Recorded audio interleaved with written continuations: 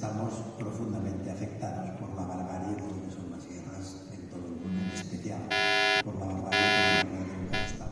Un any més venim a denunciar la repressió financera que manté el seu amo amb la indústria de la guerra i de la militarització de fronteres.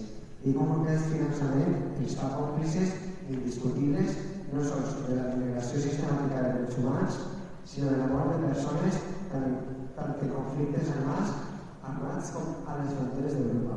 Primer, per contextualitzar, 33 són els conflictes armats que hi ha hagut al món l'any 2022. 2.924 persones han mort al Mediterrani només l'any 2022. 23 persones van morir el passat 24 de juny intentant creuar l'Alta Melilla, a mans de la policia. Porque, señor Olín, el Banco Sabadell no solo ha mantenido su tendencia a financiar empresas que producen armas nucleares, sino algo mucho peor.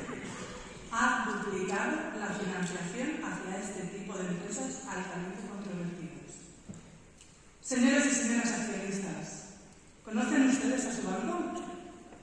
Si es así, estamos convencidos de que no estarán de acuerdo con estas inversiones y por ello les invitamos a que se lo hagan saber al señor Olivo y al Consejo de Administración del Banco Sabadell. Si lo necesitan, en la web de la campaña Banca Hermana tienen a su disposición un modelo de carta que le pueden enviar desde esta misma plataforma. Señores y señoras accionistas, no sean cómplices de esta barbaridad.